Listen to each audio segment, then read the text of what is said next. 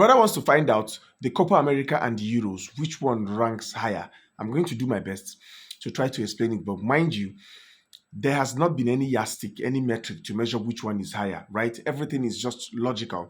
And every conclusion anybody draws from this point of argument is going to be relative, right? So I'm going to do my best to explain it as logical as I can. The Copa America and the Euros are both very prestigious and iconic continental tournaments of the South America and the European Football Confederations. But the Euros generally rank higher than Copa America because of its global acceptability, followership, the competitiveness, the quality of teams and play. Euros have powerhouses like Germany, Spain, England, Italy, Portugal, and a host of other countries competing consistently at the very top level for that trophy right from the group stages, making it a very fierce competition. Whereas for the Copa America, there is less depth, right? They have a smaller pool of countries, 10 countries, with dominant figures like Brazil and Argentina, who are always sharing these trophies between themselves. But we've had teams like Uruguay and Chile who have made historical strides in the past, but the dominant figures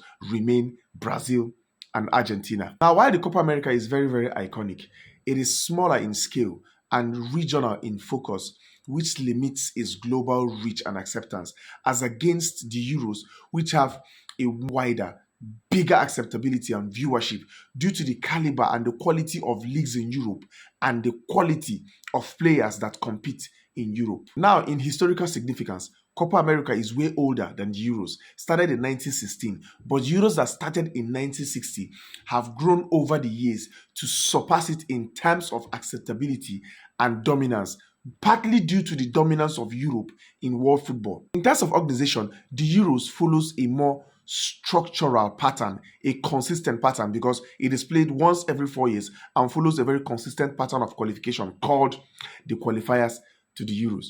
Whereas in the Copa America, we have seen that in the last decade, it has not really followed a particular pattern. It has been played, I think, 6 or 7 times in the last decade, and there is no qualifiers. Every team in the South America, 10 countries, automatically qualify for the Copa America, and then there are 2 special invitees from the North and Central America to make up the competing teams to 12. So in conclusion, the Euros often rank higher globally, but South America also holds a unique significance in showcasing the flair of South America, South America's flair and passion, if I may put it that way.